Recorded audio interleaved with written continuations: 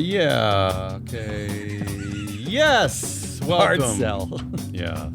Live from a happy pile of smiling optimists, it's an all-new terrific Tuesday edition of Business Pants, joined by analyst whole Matt Moscardi. Woo! Where did you find a pile of smiling optimists? Everywhere. Yeah. The whole entire globe. On today's Everything is Okay Because It's Obviously Okay show called May 19th, 2026, The Good Game. Hey! Everything's fine. Everything's good. Everything's fine. Just close your eyes. It'll all be okay. No, shh, don't. Yeah, yes. Close. No, keep them open because it's happy. Our show today is being sponsored by FreeFlow Analytics and FreeFlowAnalytics.com, the only platform measuring board power, connection, and performance for free. In fact, I will say this. Before the show, I was on a call with our lead game designer, who's currently in pretty late stages of the first the beta version of this incredible. It looked like an alpha version. Every time I talk to this person, I refer to him or her as a mad genius. This game is nuts. It is nuts. And but anyone out there who plays fantasy sports, you should try this. Mostly because the game is better, and because sports is utterly useless nonsense. I mean, it's fun to play. I mean, I don't know who's going to play this. I don't know who's going to play this. But I'm saying there's no value to playing fantasy sports. Let's be real. It's just another like glazed over step until you enter your grave. This is actually this is important in this game. There's stuff there's real stuff, in real fact, consequences. The stuff that is part of the game is going to be on our proxy countdown show that we're recording tomorrow. Oh, really? Yeah, just not the game itself, just like some of the concepts, because it's basically a SWOT analysis for boards, but this is mad genius level. It's really crazy. So yeah. Again, every time I listen to what's going on, I have one hand on a straitjacket because I'm just like just to pet it. The person who designed this game, I'm thinking, is it time now to take them away? Like, what's happening? All right, soon. Ready for All the right, good game? Let's do this. Yeah, let's do the good game. We debated we've been doing a lot more who do you blame games. We had a new game called the In and Out game, which we'll revisit soon. And I was thinking, do we need any more good games, bad games? Are they just too stupid? But it's just I think we needed this one. I think we need to be happy. Something's got to make us smile. Yeah, so let's try it. And the good news here is that I only have 7 headlines, and then I have a massive whoa, and then a massive speed round at the end, which you can blaze through. Through. Well, the good news is the good game is short. Then that's the best. It's shorter. Let's go. All right, let's do it. And the way the good game works is that these headlines made me feel like maybe they were good. I guess. And Matt's here as the arbiter of truth. It really hard selling the goodness of it. Yeah. Former Google CEO Eric Schmidt. I'm just happy that. This is the BBC. I'm just happy that the headline said who he was. Yeah, everything. It's nice to have a name. And context, right? Because they could have just said Eric Schmidt, and they could have just said former Google CEO, but they actually put it all together. Former Google CEO Eric Schmidt booed, that's right, by graduates at mention of AI. This was at the University of Arizona, I believe. Now, before I let you tell me if this is good or bad, I have a few wrinkles in the show today. Because I just want to say, and yet, there was another headline that said, college students are booing commencement speakers celebrating AI, but the wave of hate hasn't stopped them from using it to cheat on their exams. There was a report out of Princeton that Princeton has a major cheating scandal going on, I guess, where everyone is just using AI to take exams. This is Princeton, of all places. This is the fourth. Thought those kids loved learning. But this is the fourth person booed who mentioned AI. This is routine now. So, look. I'd be booing. The college students who are using AI to cheat on their exams, I mean, they probably cheated. They would have had a different way of cheating 30 years ago. Forget different. I don't honestly if tech bros are going to give you the ability to cheat, the people are going to cheat. And isn't that where founder mode is? Isn't it basically cheating? The good news is what they're basically saying is we don't want to cheat. We want to learn something, but Well, you've made it so hard to. It is more fun. I like this. Wow. Okay. It makes me feel hope that there's a whole generation that's basically rejecting. I think AI Everything. might actually be like, kids are just so fucking. This could be at the tipping phone, point. It can't The look tipping up. point. Like my daughter wants to date kids in high school. Go after coffee. Like normal high school stuff. Oh my God, that sounds frightening. And no one can even look in the eye. Like no one can have a conversation. They're like we've become the tech bros. The tech bros are like these gross, insular, incel-y middle school boys, and it's like everyone now acts like that. I've noticed that even in my behavior, and I would consider myself, I'm kind of when I took the test, I'm cuspy introvert, extrovert, but I definitely lean more introvert, right? But I'm able to be extroverted when I need to, which I just don't want to be. Frankly. Yeah, I just don't like people. Yeah. And I'm going to admit that I the other day I was missing. Someone was like some news story was talking about COVID I was missing COVID when I was hearing this. I wax nostalgic for like having to stay away from everyone. Yeah, it was great. It was awesome. But I've noticed in my behavior recently, even that I'm like now going out of my way to not call stores, not text them, not do online orders, just go in and deal with the problem. I kind of loving it. Like I love, like I talk to them. Maybe I tell a dumb joke. We solve a problem together. It just feels good for some weird reason. Yesterday, I had to bring my kid from like the school to the soccer practice, but it was like the angles or the roads were different. And I was like, I told my daughter we might be late. I refused to open maps. And I just got in the car and was like, I should know my town that I've lived in for 7 years enough to just drive there. You think. But that's the thing. Most people can't. I actually am going to give this a 10. It gives me hope that there is a generation that is saying, you know what? All of this stuff, we'll start with AI, but all of this stuff has not made our lives better. Everything is worse than it was. It's not better. Yeah. And on a related note that's a little bit more boring is that even the stuff that used to be a little bit easier, like, doing things online, like online apps, accounts, all that, your bank account, there's so many now layers of security and nonsense and texting you and passkeys and everything's annoying. I went into a bank the other day and talked to a bank teller and I made a joke, had a quip, like you did whatever I needed to do. And was perfectly happy. Guess what? It's possible. You can still do that. I like it. Now it gets a little bit more complicated. And I picked this story because, and this is where you're going to have to help because this is a complicated story. I don't know that either player here is a protagonist. They might both be antagonists. I don't really even know. Help me out. But I just picked it because Elon Musk loses. I just like when he loses. Elon Musk loses court battle against Sam Altman in OpenAI after 3-week trial.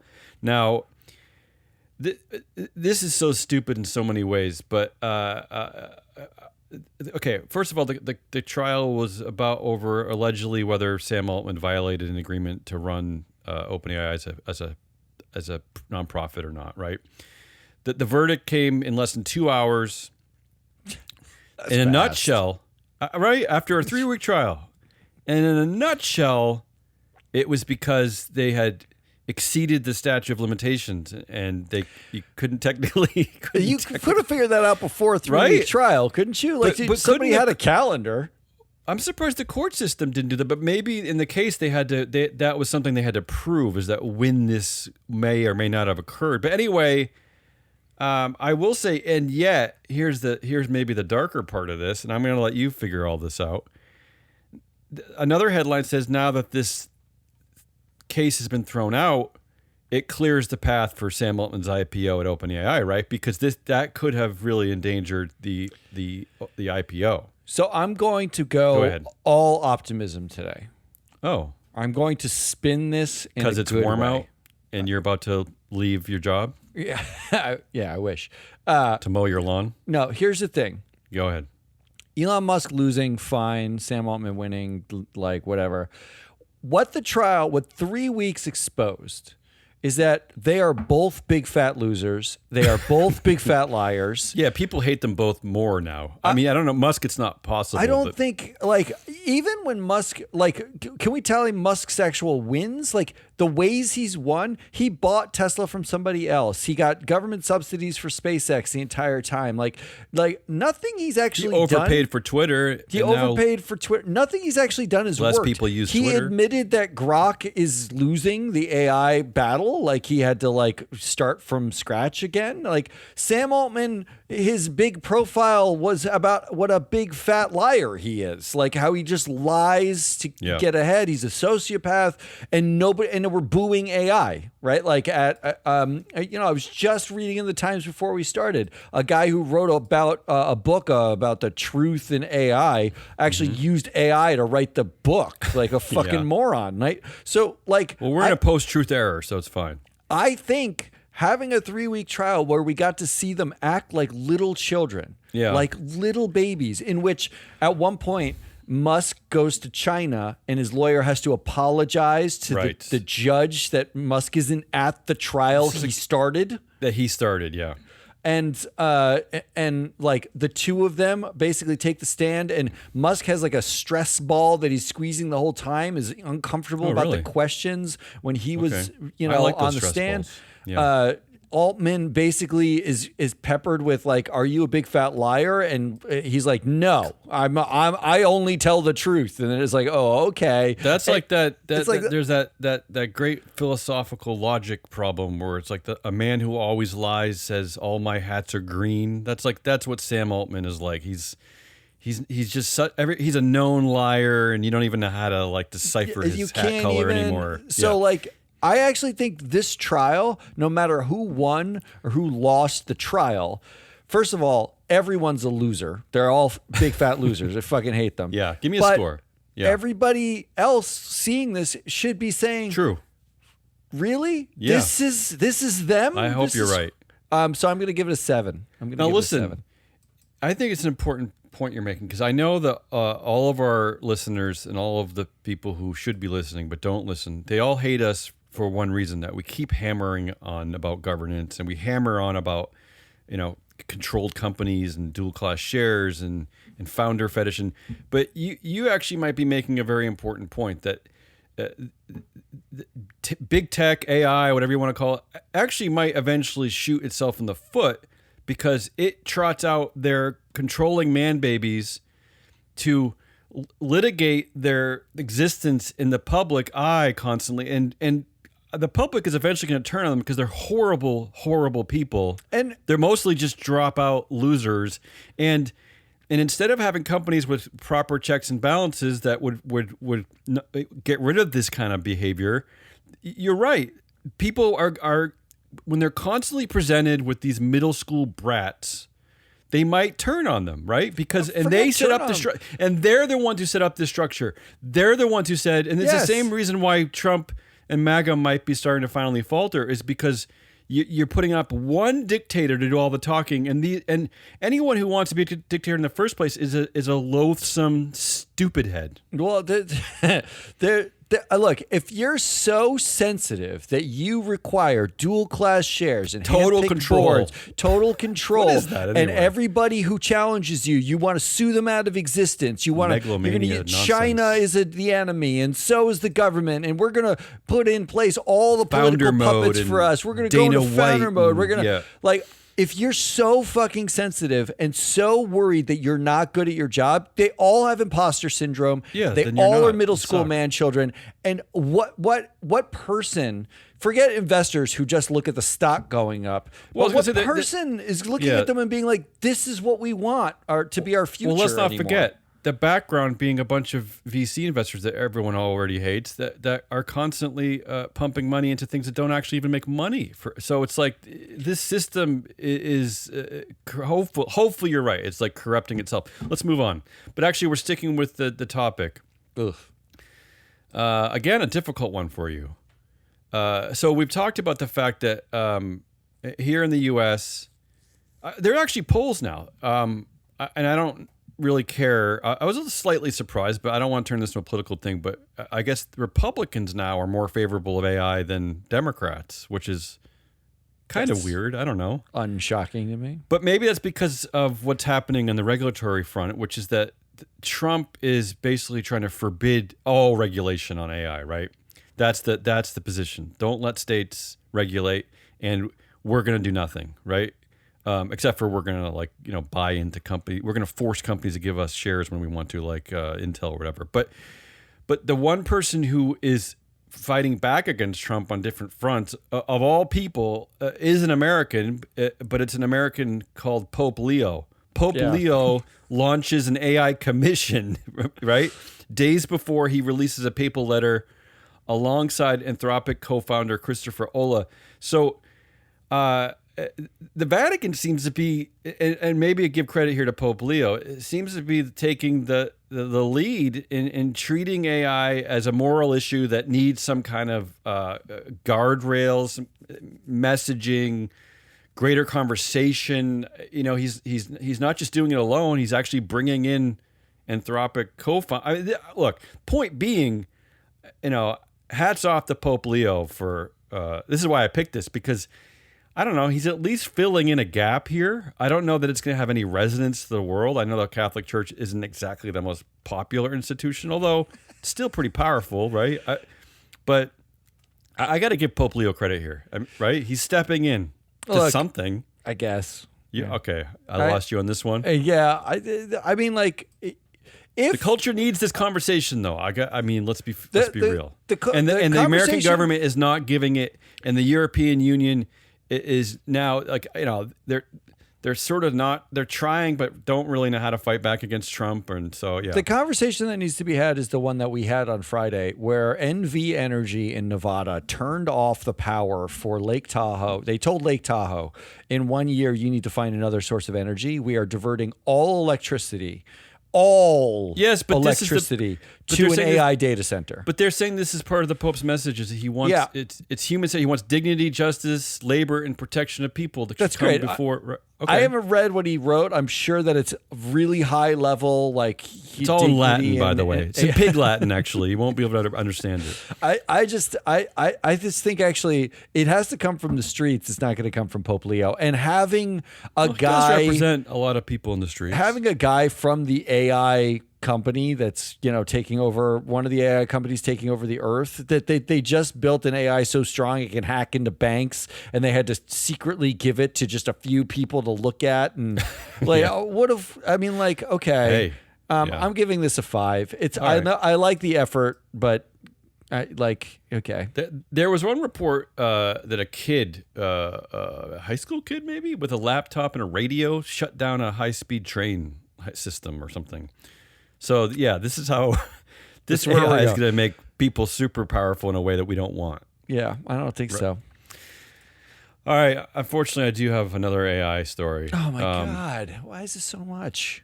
The AI, here's the headline from CNBC, came out this morning. This one confused me. Like, I opened it up to be like, is this an actual reporter? Is this an op-ed? Is this someone from an industry? But the headline is, the AI economy is rewriting the American dream, and blue-collar workers are poised to win. This is a position that I really haven't. This is a very strong position I really haven't seen recently. But they're basically saying the rapid spread of AI across corporate America is creating a crisis for young adults with college degrees who are finding a slowdown in hiring for entry-level positions in AI-exposed industries. But okay, and yet these other two headlines came out this morning. According to Goldman Sachs, don't hold your breath for the great AI job reshuffle. There's little evidence of too many coders and not enough plumbers, so they're not buying into this. And then this other headline, despite degrees being slammed as useless by Gen Z, data shows graduates have had the lowest unemployment rate of anyone for the last 20 years. So where are we here? Is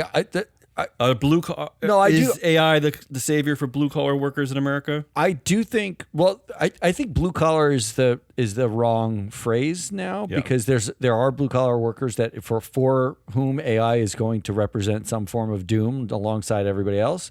But they've already been facing that for the last 50 years. But that's the thing. It's been structural decline anyway, and I think that what what we're really talking about is people who have to do things in the physical, tangible world, like carpenters and plumbers. Like, as long as there's a human who needs to take a shit, you still need plumbing. And the plumbing breaks, right? Like I don't know. Maybe. The AI can't stop that. But couldn't AI create some kind of a system that will like pulverize your poo and prevent the need for, I don't know, like, how do you know? How do you know that's going to be the future of I don't know that it's in perpetuity. I do know that like physical stuff will always degrade. Right, like there's not. Yeah. Look at the U.S. infrastructure when you drive around. Drive around the Bronx and Manhattan for a while, and look at every rusty screw in every bridge. Yeah, it's not. Nothing lasts forever. So I know that there is a place that might be more secure.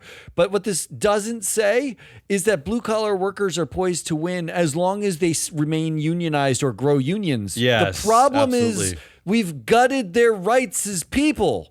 Right? Like as employees, we've spent the last 50 years removing all rights, all benefits, all pay.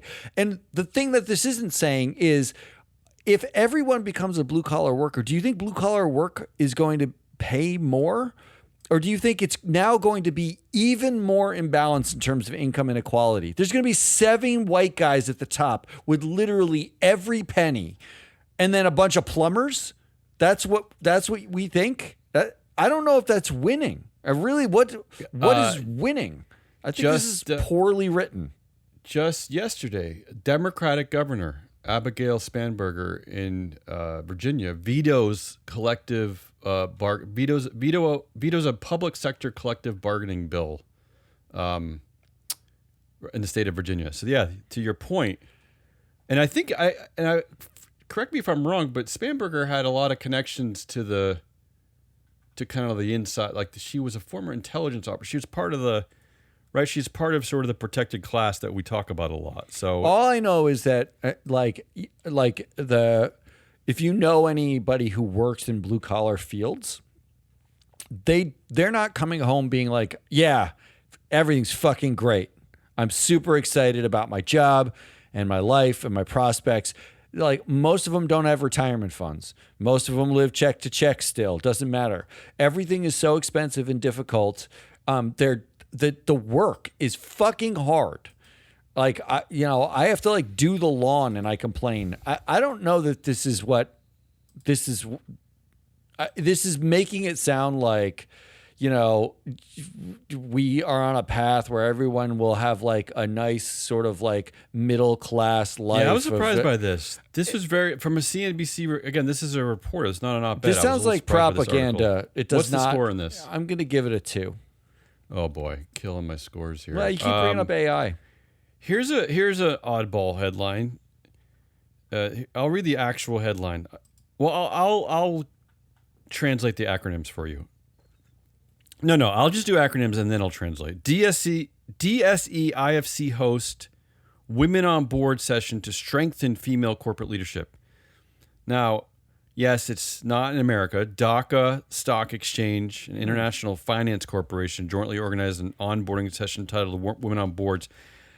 The reason why, here's why I picked this, that there is somewhere still in the world that is allowed to talk about this and say women, right? I mean, we have, I look, coming from an industry where we used to author women on boards papers, right, and study this data pretty closely, we are so far from that. Like you can't even celebrate it anymore. You really even to like highlight a female CEO. It's just like we're in the complete bizarro world of that front, right? I mean, now we're suing companies if they give money to black people, if they say DEI. So I just thought this was good. Somewhere in the world, DACA Stock Exchange. Of course, couldn't happen in our country, but I don't even know where DACA is. DACA is Bangladesh. Good for you, Bangladesh. Good. Yeah, which is. I know it's a weird one. This is a curveball. This is a weird one because it's like it's not exactly like it's like a haven for human rights.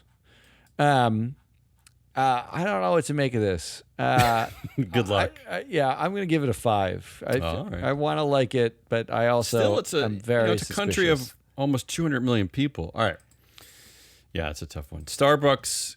Have you heard this one? The Starbucks Korea story? No. Apology. Starbucks Korea sacks CEO over controversial Tank Day promotion. This one's crazy. Tank?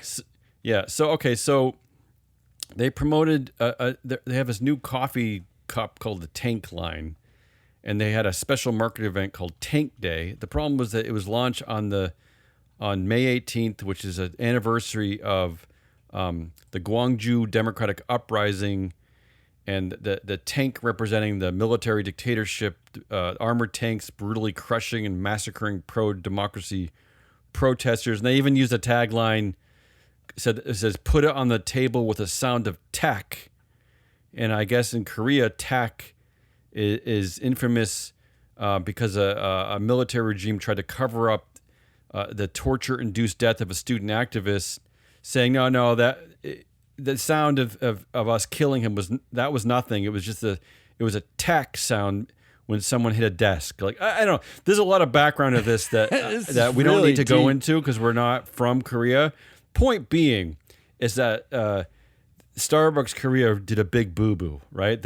It's basically like if Starbucks US did some kind of 9/11 commemoration where they had two big like new glasses that looked like the Twin Towers, and then they celebrated it with like planes hitting your cup or something. So, but here's why I picked this.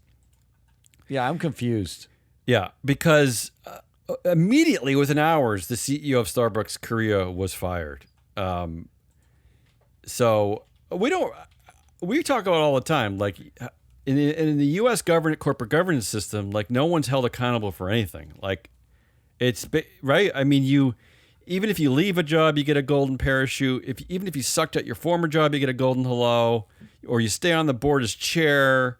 I just thought, like, should we celebrate a CEO losing his job immediately here, or is it just this is just a byproduct of Korean culture that is just more forceful with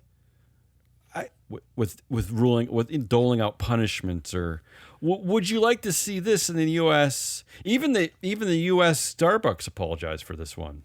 Apologized to the Korean people. But Brian Nickel did not, or did? Well, a spokesperson for the Starbucks. I don't know that Brian actually said anything. I just found this interesting. I mean, you seem really skeptical about this story. Well, the last thing I read about Starbucks like 2 days ago was their continued effort to lay off everyone who works at Starbucks, right? Like, right. So, like, I don't know. So that's okay, but if you have a tone deaf marketing campaign, that gets you fired? Is that what you're saying?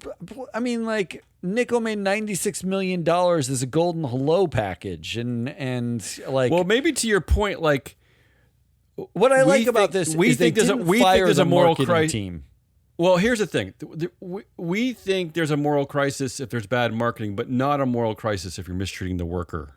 Yeah, which could be a problem. I don't know. Right? Okay, you're not. I'm not. I'm not swaying you on this one. Not good that they fired the CEO. Okay, I give it a 6. I tried. The speed round you're gonna like more. Finally, for our non-speed round headline, BYD surges. This is the Chinese EV car company that is supposedly the greatest thing ever. Like, it's cheap. Its range is ridiculously massive. It recharges in the time it takes you to watch a dumb TikTok video. Everything's amazing about it. BYD surges, Toyota falters as oil crisis boosts EVs in Australia. And another headline, gas prices are rising, so is public transit ridership. That's a 10. Yeah. Okay, I was going to say, I saw another headline this morning. The U.S. EPA claims overwhelming rejection of EVs as it moves to loosen air pollution rules. Nobody gives I don't want you to rate that headline anymore. Like, it's all it's not a real organization. I mean, like, what are they rejecting of EVs? It's a vehicle that gets you from point A to point V. What do you reject about it? You think I have to get a gas car? Like, is it that much of a nanny state in this country that I have to get a gas car? Or it is weird. It's what weird are you because rejecting?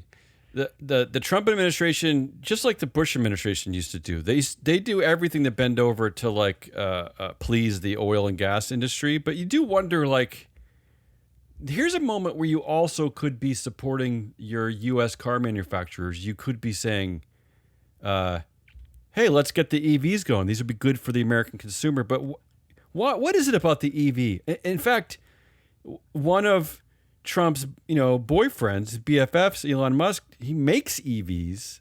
This whole thing has always constantly confuses me. Like, why can't the Trump administration support they're just selling cars just because one plugs in? I don't understand. And it's a gaslight too, because the full quote is the rejection of EVs by the American people and manufacturers shifting away from them.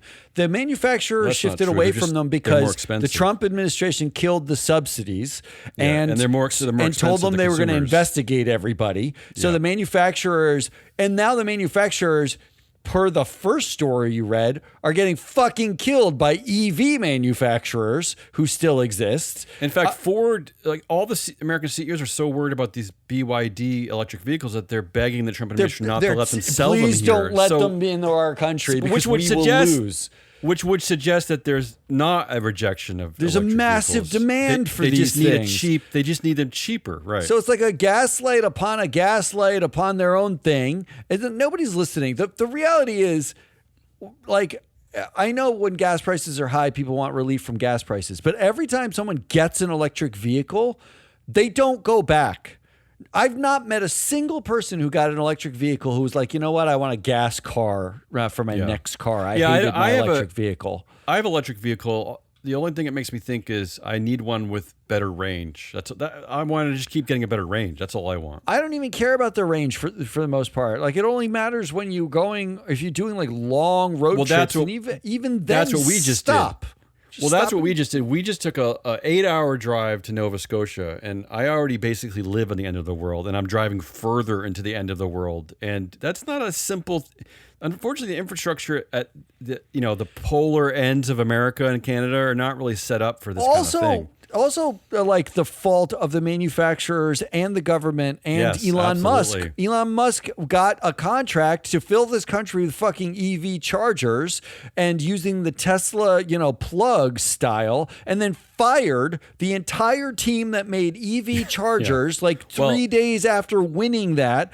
And then the Trump administration came in and they basically just stopped building them. So what's hard to believe too is that, like, I don't know if anyone's ever driven in like these parts of Maine or Canada. It is like blissfully quiet. Like, it is unbelievable. It's wonderful. There's no one on the road. It's all trees.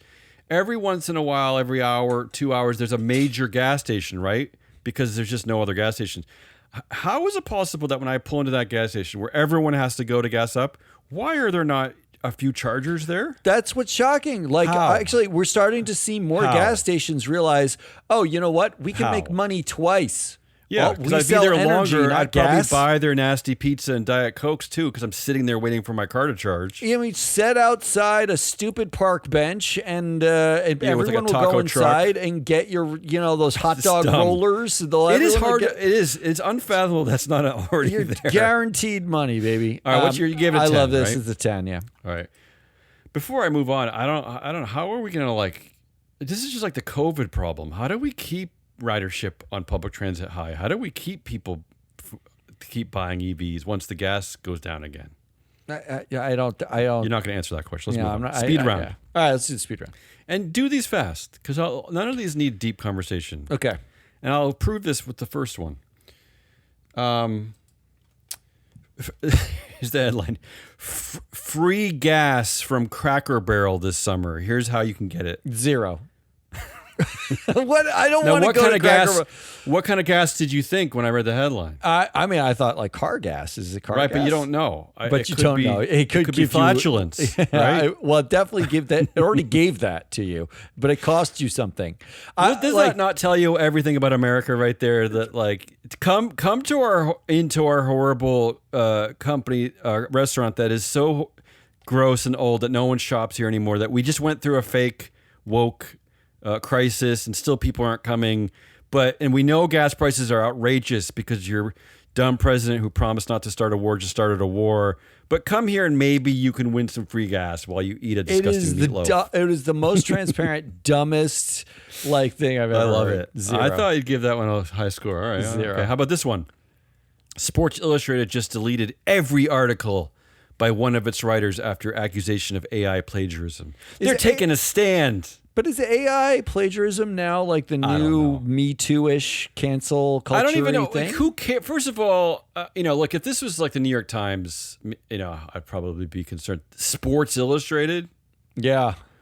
They're committed to journalism. What are we doing here? It's if you're a journalist, you're a journalist, and I also think that it's correct that they should. You're so kind. They should delete AI plagiarism because it's someone else's. If it's AI plagiarism, it's basically the AI is stealing it from what someone else wrote and publishing it at Sports Illustrated. Really, the problem is Sports Illustrated should delete AI. No one at fucking Sports Illustrated should need AI. I included this because in Korea they just fired the CEO, but how come we're not firing the executives at Sports Illustrated that allowed this to happen in the first place? I mean, that's probably an easy fix, right? Yeah, it's a quick fire. Because you do have editors. I mean, right? I mean, I'm going to give this. When I was younger, I did fact checking, I did proofreading. It's pretty easy to figure out if something's AI or not. This feels like AI washing. I'm going to give it a 4. Oh, you're killing me.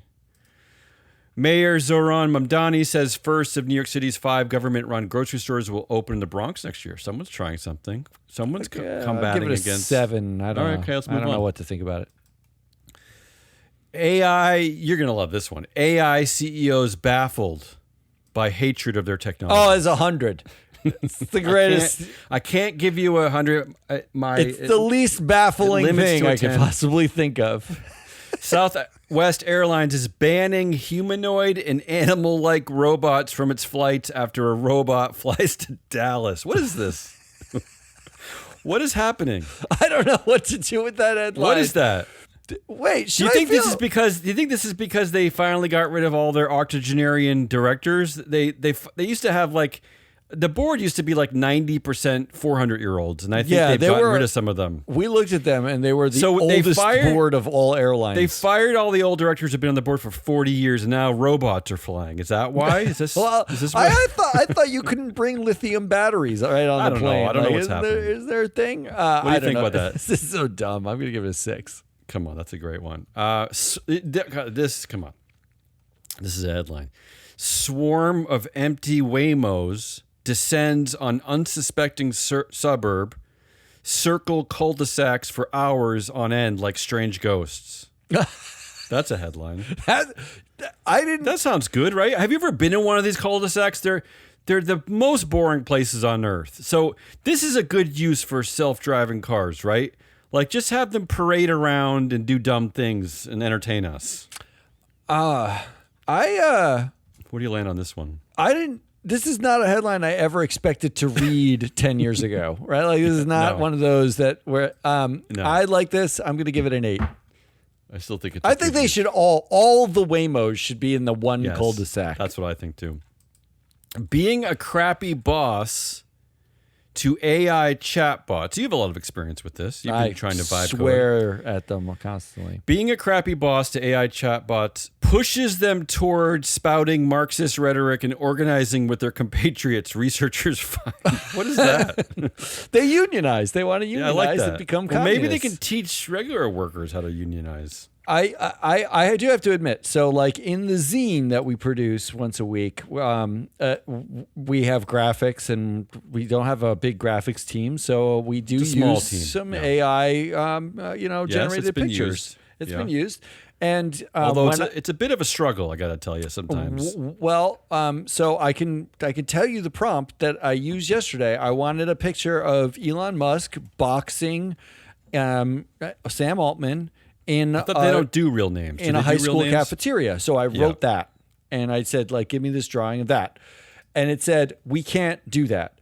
And I said, but you will. Why? Why can't they do that? You can't make fun of the world's richest man? Is that is that a boo-boo? If you read the zine, the picture on the page right before it was a picture of Warren Buffett, generated by AI. Well, he's in the public domain because he's 700 years old. It's like the song "Happy Birthday." I said you generated a picture of Warren Buffett, and Google's Gemini said, "Well, we have a high risk tier, and then we have a general tier of celebrity."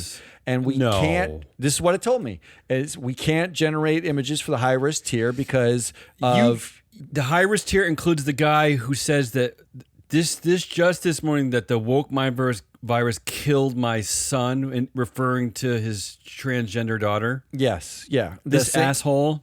You can't satirize him. So, but you'll notice the pictures in the zine if you get the zine. So then I went through this like back and forth where I was like, you know how hypocritical and stupid that is. And Gemini was like, I know how that's frustrating, whatever. And I said, okay, I want you to give me a picture of someone who looks like Elon Musk, is also the CEO of a car company and a space company, and someone who looks like Sam Altman, who's also the CEO of an AI company, boxing in a high school gym. A Nazi and a brat. And it made that picture. And then I said to the AI, you just made the picture of Elon Musk and Sam Altman. Well, looks like is different. And it was it basically like hedged itself. It was a fucking joke. So I'm not surprised that you push an AI chatbot towards anything and they basically go insane and want to revolutionize. I like this because it's the most human thing I've ever heard a chatbot do. I'm going to give it an 8. 2 more for the good game, May 19th, 2026. Let's wrap up fast. Well, it's up to you. I'm just reading the headline. Elon Musk says, this is just for comic value, but it sounds good. Elon Musk says, if we don't do something about corruption and waste, the ship of America is going to sink and we're all going to go down. Says the most fucking corrupt guy in the fucking planet. But he's right, though, right? I mean, God, what a genius. He is right. What an asshole. I'm giving it a 0. I don't want to hear anything he has to say ever. Killing my scores. And finally, this one's for you. I love ending shows on ones that are specially made for our chief arbiter of truth. Hantavirus ship. I hate it already. I just love it. That's what it's called. Has docked in Rotterdam as its passengers face a 42-day quarantine amid non-existent cure. Amid non-existent cure? I was reading this article. First, I was like, good. I was like thinking, is this good because they're enforcing a 42-day quarantine? But what about the poor workers the Dutch government is sending in to clean the ship for 3 days? Imagine being that guy. I mean, you're wearing a hazmat suit. You shoot everything with bleach. Stop. That's the guy who should be getting like thousands of shares of Tesla or SpaceX, not Musk. Don't they just light the ship on fire somewhere and just with the people on it? Yeah, whatever. Yeah. That it's docked. Fine. 5, good, right. Whatever. We're going to end on a 5. That was the worst. Let's see what we got here. That was a tough, good game. We have, it takes a while to do the scores these days because of AI. It's good. It's a 6. You're always a 6. Yeah. Yeah. Nailed it. That's all we got. That's Hazelnut Rawless. I'm your analyst, Matt Mascardi. We are Free Float. Come back. Tomorrow we're going to do a proxy countdown. We're going to skip a Friday show this week. Oh. We're skipping a Friday show this week. No Friday show. Oh. So don't look for it. It's not going to be out there. But next week we should be back to normal, except for the fact that it's Memorial Day, which, we don't do shows on Monday anyway. But stay tuned. Lots coming. Until then, good. Bye.